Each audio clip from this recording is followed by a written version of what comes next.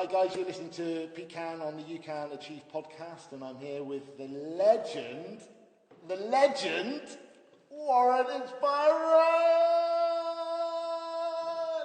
Pete, I absolutely love your energy, Pete. It's a privilege for me to be on your show. As soon as you asked me, I was like, yes, I'm down. No. And what I love most, though, is that I was due to speak in Bristol today, so it's all worked out perfect. It's all about leveraging time, my friend. It's all about leveraging time. And, you know, I mean, Warren's down in Bristol. It's the first spin-off of your FSA. And do you want to let us know a bit about what FSA is? Yeah, so the FSA is a Fearless Speaking Academy. So I coach people from all over the world on how to speak authentically. So, I believe everyone is a great speaker, but they've got a fear of being judged, which stops them from just expressing. So I created this academy 2 years ago. So now what we do is every speaker that goes through the academy, they learn how to speak fearlessly, they learn how to structure their speeches, and then they go out and they start creating their own signature events all over the globe. Okay. Yeah, so today we've got Dan and Angela who've done the FSA. And it's been amazing. It's been absolutely incredible. From having magicians. Yeah. Guys, if you would have been there, you'd have been like jaw-dropping moments when James Brown he had people that couldn't even lift their foot up off the ground, which is... And not the James, not James. I feel good. No, not that James Brown, guys. So Warren, this podcast is all about basically people that achieve goals and vision, and you've got to have you're a visionary. You have goals, you have plans. So when did you first achieve a goal? What was it, and how did it feel? My first kind of intention of achieving a goal was fitness related. It was at the start of my journey, and I wanted to get to 12% body fat. So I had a goal of literally just training 7 days of the week, cutting out sugar, eating high protein foods, and that first goal of achieving that, I achieved that 12% body fat goal. And for me, when I achieved that goal, I just knew what was possible once we applied our focus to a goal and we just engaged with daily action.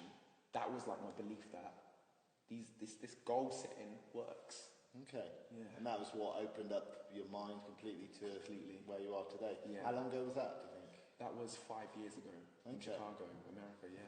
Wicked. So you mentioned Chicago, America when you do your talks, and if you haven't seen Warren, you've got to catch him live, because seriously, you inspire me. So just tell us a little bit about when you were in America. What was that all about? So I flew out to America in 2012. I had an opportunity to go over there and coach soccer. And this happened in a time in my life that I was fighting something which 1 in 3 of us are fighting with or have experienced, which is depression. So it came at the ideal time in my life. I was exposed to a whole new environment in America, and what I did for a living over there was coaching children football.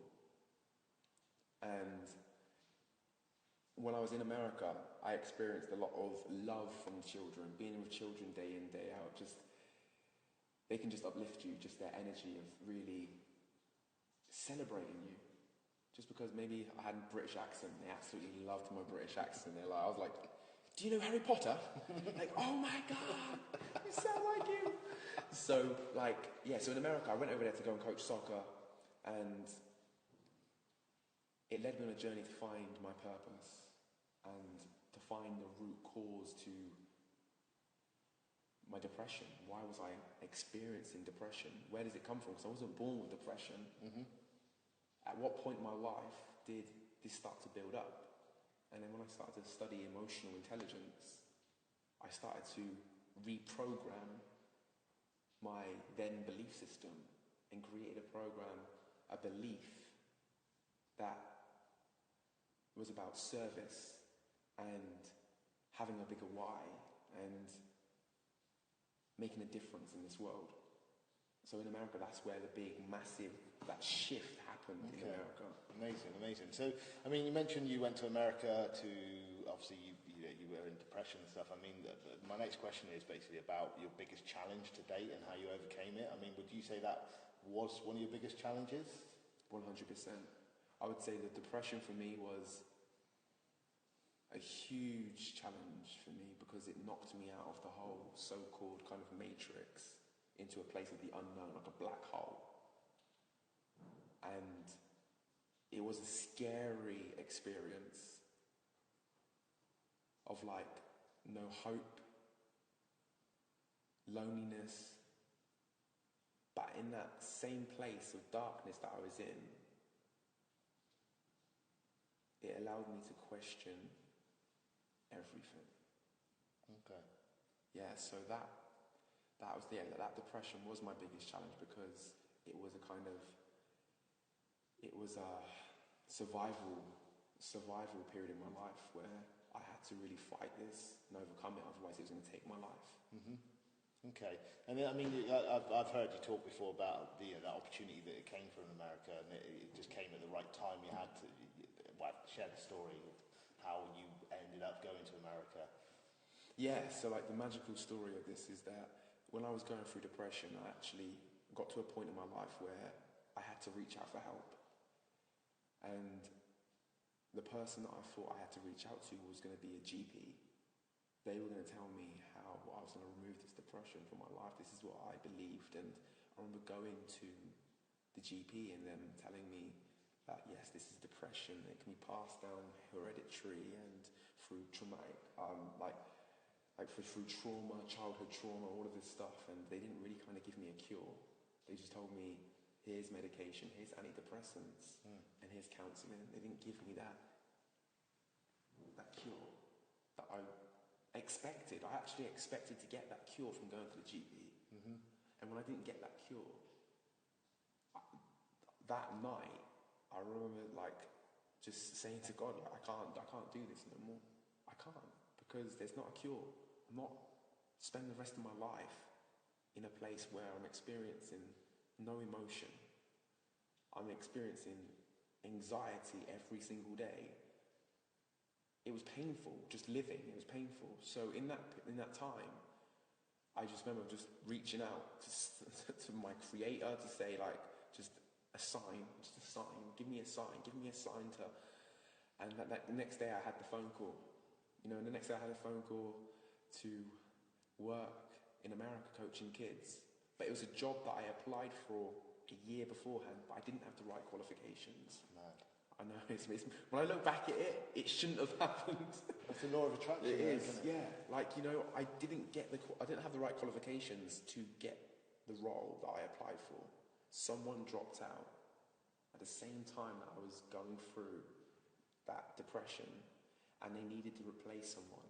And it was a matter of urgency for that company, because they were going to lose out on money. So I could have had no qualifications and they was going to take me. Uh-huh. And I remember them on the phone and them saying to me, hey Warren, do you want to take this opportunity? And I was like, that's my sign, that's my ticket out of here. I'm going to leave depression in England and fly to America. And I had the phone call on the Monday and I left on Friday.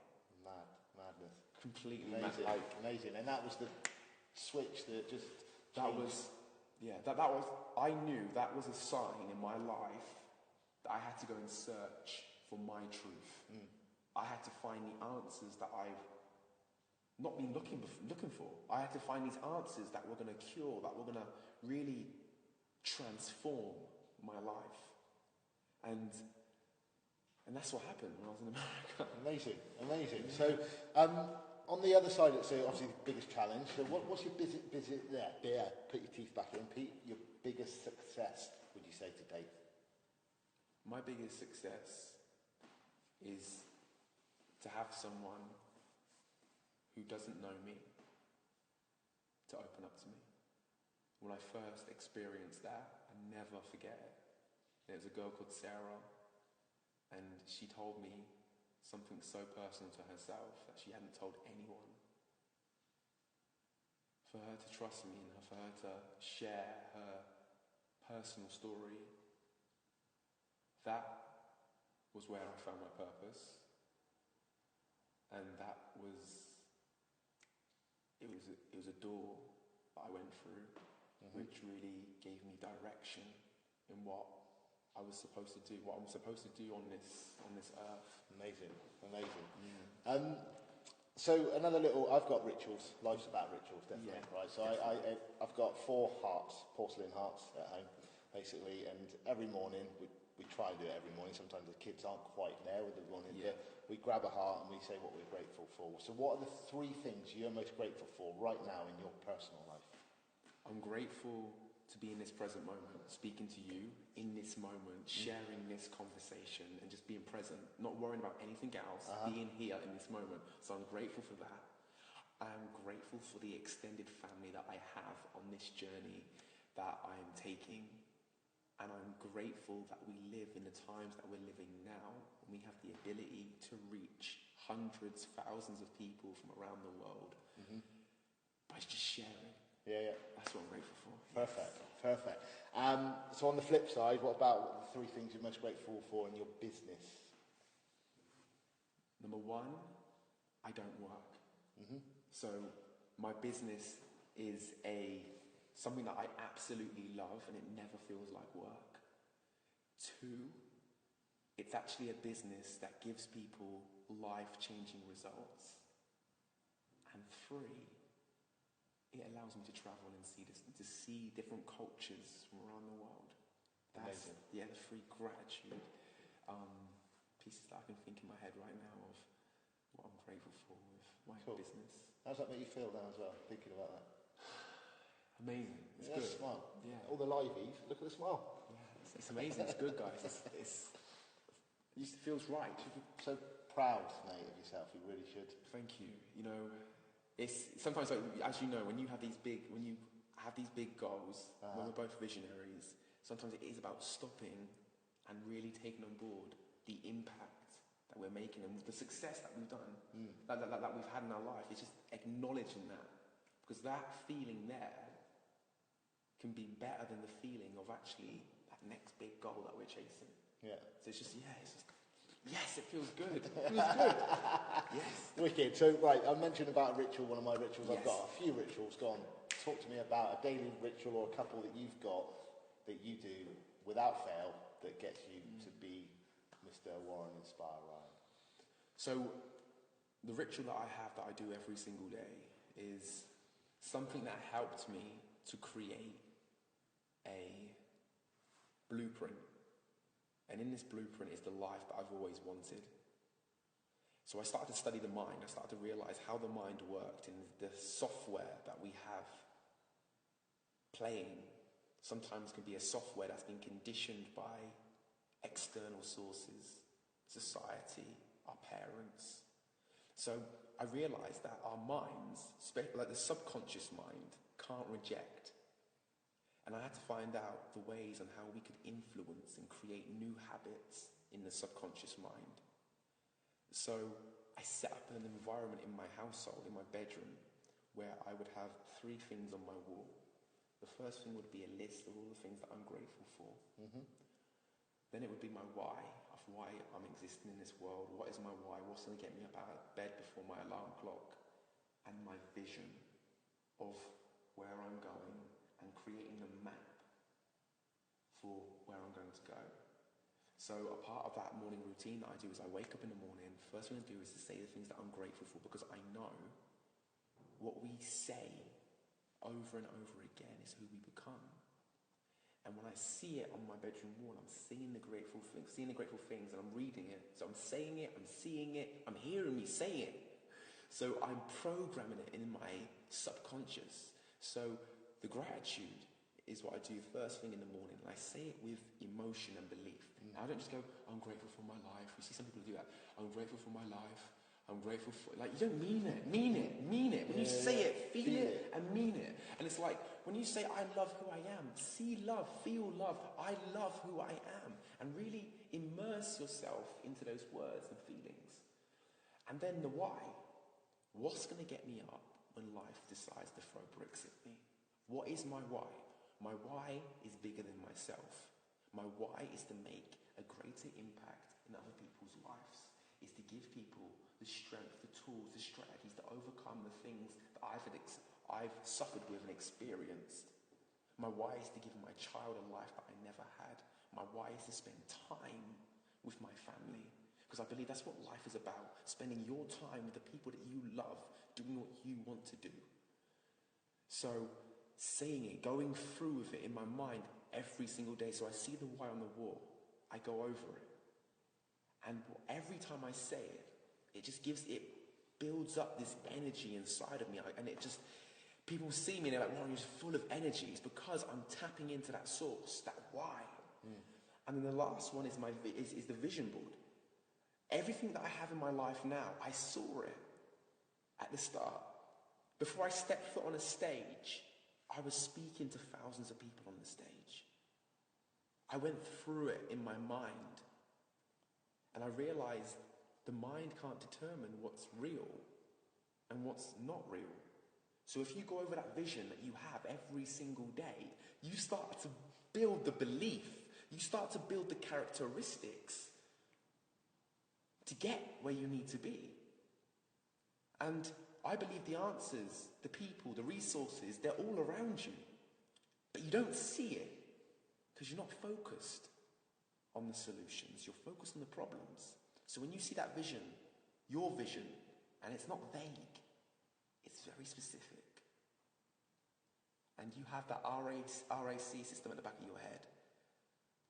And that there is like a laser, and it focuses, whatever you focus on, you will find it. So that vision, that last bit, enables me to feel those emotions as if I've already achieved it. And because I've gone through that vision, I then build the belief, the characteristics. And when you believe it, you then achieve it. Amazing. Which moves me smoothly on to my next question is, what is your vision? What is that? What's on your vision board right now? Because I've got a vision board at home as well. What's yours? My vision that I have, so by 2022, we're going to be creating life schools on all the continents in the world. And in these life schools, we're going to teach them the tools and strategies on how to tap into their mind and how to give the children, the youth, the tools to be able to think for themselves and to be able to change their current situation at any given time. So we're going to be creating FSA life schools all over the world. And we're just actually launching a program called the World Speaker Program. It's a bit like the Airbnb, but for speakers. So we coach speakers from all over the world. We teach them on how to get speaking gigs, on how to launch their signature event. And then we collaborate and network the speakers together. So it's like one big network. So then we can have someone who launches an event in the Caribbean, and they can invite speakers from the UK, Dubai, Australia. And then from that, we have one big movement where literally you could have a website, type in a country, and you'll have someone who's launching an event in that country that you can apply to speak at. Nice.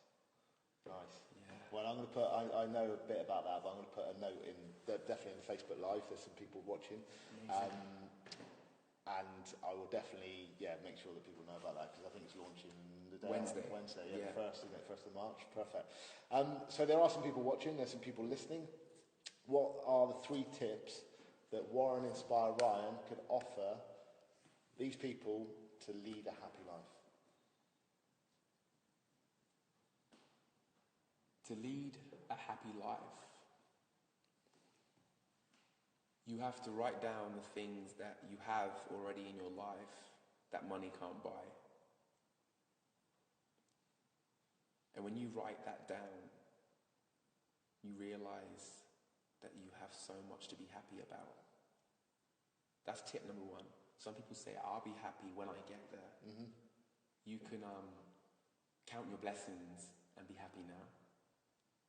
Tip number 2 is to take action and be prepared to be messy when you start out.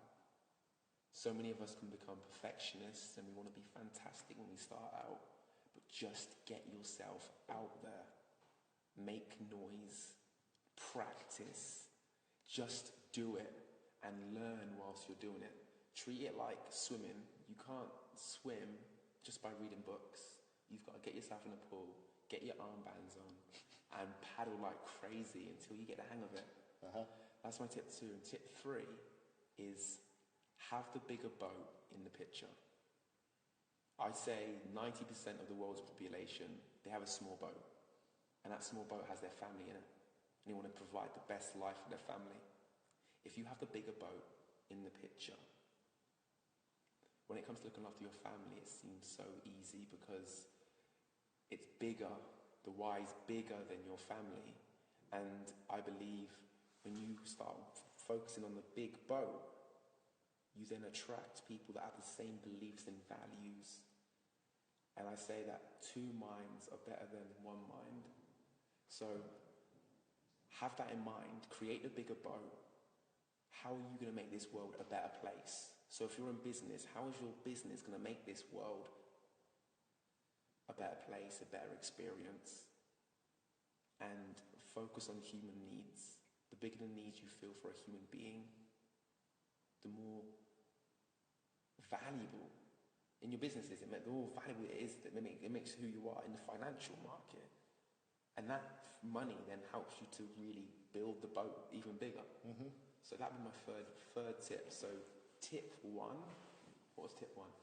Well, you got to remember that. Be grateful, be happy for what you've got. Yes. Tip 1, write down the things that money can't buy that you already have in your life.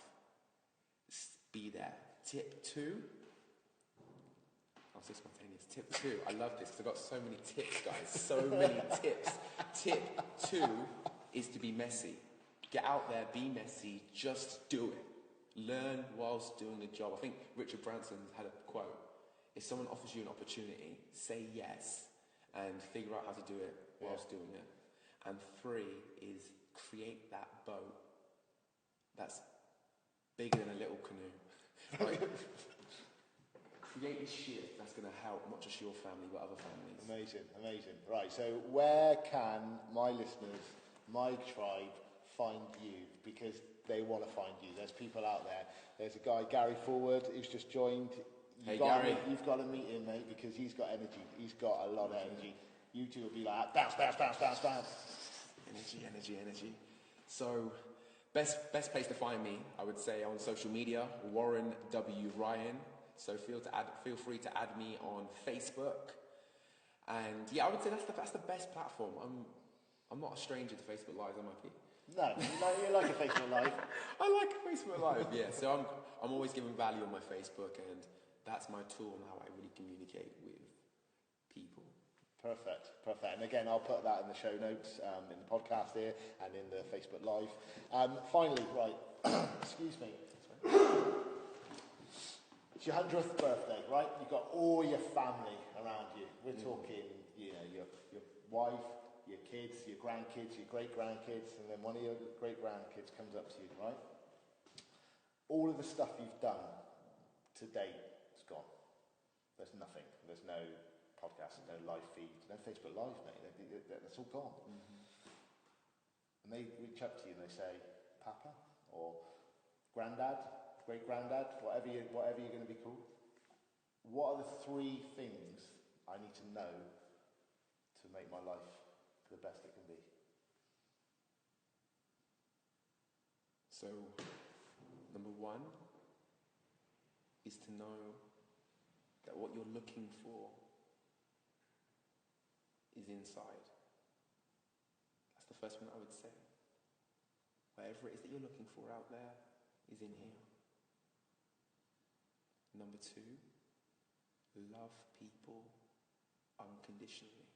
Learn to love people, to truly connect with people from all walks of life and serve and love because it's who you are, not because you want something in return, but really to love unconditionally, to learn that ability to love. That would be my second point. And the third point is to have such a strong faith that you don't have to see it to believe it. Amazing. Give me a hug. You are